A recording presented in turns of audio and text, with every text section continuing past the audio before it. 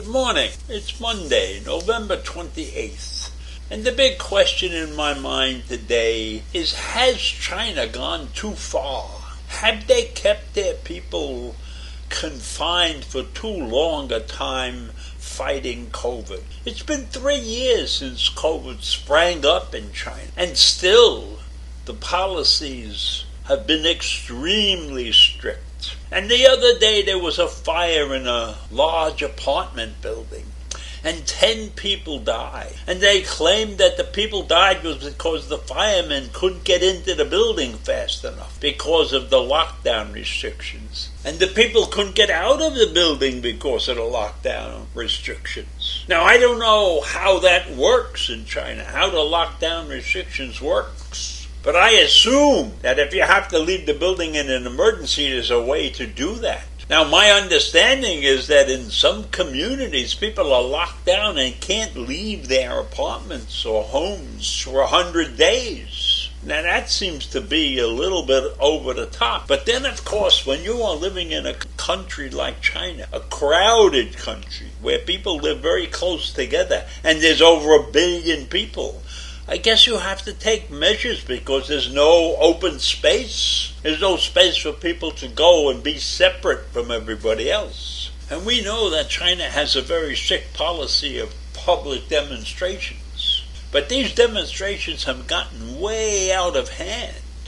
When people are telling the Communist Party to step down, they're telling Xi Jinping to step down. And they're standing out in the streets and shouting this. Now, normally, under normal conditions, if there was such a protest like this, those people would end up in some prison camp somewhere. But not now. And students at the universities are stepping into it. And you know how student riots can be. So China has its hands full right now. They have COVID going. And then they have a population that is becoming increasingly unhappy. And they're unhappy with Xi, and they're unhappy with the Communist Party, and they're unhappy with being locked down constantly. And I don't know what Xi or the Communist Party can do about that. They are terrified of COVID. And since China is such a crowded country, they have to be very careful, I believe. But they've carried it too far with this no resistance policy, no defiance policy. You must do what we tell you. Now, when you look at that and you look at the things that went on in the United States, where we had every kind of demonstration in the world against the mask mandates. But those things don't happen in China. But they're happening now. So you have situations where they had barriers in many places where the citizens could not go beyond those barriers. Well, in several cities, the residents in lockdown neighborhoods tore down the barriers and took to the streets, following mass anti-lockdown protests that swept through one of the regions called Urumqi in China on Friday night. Now, I don't know what Xi's prepared to do about all of this, because these widespread scenes of anger and defiance, and many of them stretched on for several days, they're exceptionally rare in China, because China has kept their people under a tight fist. And that tight fist included a couple of heartbreaking deaths that were blamed on the overzealous policing of the controls that were put in place by Xi and the Communist Party. So that's part of the issue in China, and that should not be taken lightly. But this pandemic and this situation has caused the anger in the population to overflow. And this is the country where the ruling Communist Party ruthlessly cracks down on all expressions of dissent. But 3 years into the pandemic, there's a lot more dissent than they can possibly crack down on. You got over 1 billion people. That's a lot of people that can be unhappy. And the government can't keep on using their incessant lockdowns and their constant COVID tests and constant quarantines. They've got to loosen up a little bit. That's what I see. A loosening of some kind. Otherwise, there'll be a major revolt.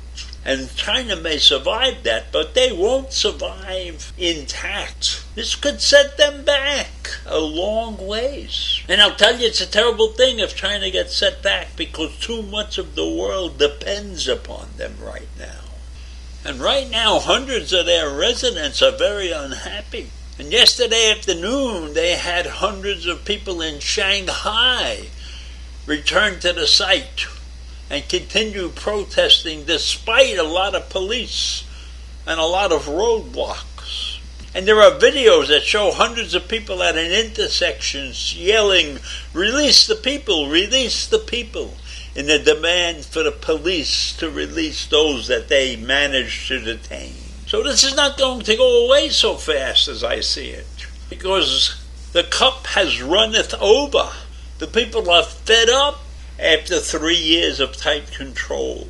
And I'm sure that a lot of the reason for the tight control is that the population was in desperate situation. Many more Chinese probably would have died if they didn't take the actions they took. But in some way, shape, or form, they carried it too far for the population to continue to accept. And maybe the old-time tactics of arresting and locking people up are not going to work that well anymore. But it's a dire situation. It's a dire situation. And Xi is caught between a rock and a hard place because he cannot back down. He cannot afford to lose face, so to speak. So he's going to remain in this tough position. And meanwhile, the Chinese are screaming, "We have to be braver, we have to be braver, we have to take our own actions. We can't allow so many people to be arrested." And now they have people who have no jobs, or they're without their family. We, the Chinese people, should not be afraid. That's what the screaming is going on in the streets of Shanghai and other places. The people should not be afraid anymore. Well, if that's what's happening, then Xi will have his hands full if the Chinese people decide that they're not going to be afraid anymore. So we'll have to see how this thing plays out. But it's not a good situation. It's not a good situation for a country that is still racked with the pandemic, and where the population has gotten so uneasy as to challenge the leadership like they are. So maybe the communist regime will loosen up a little bit. And maybe they won't. We'll just have to wait and see. Have a good day. Bye.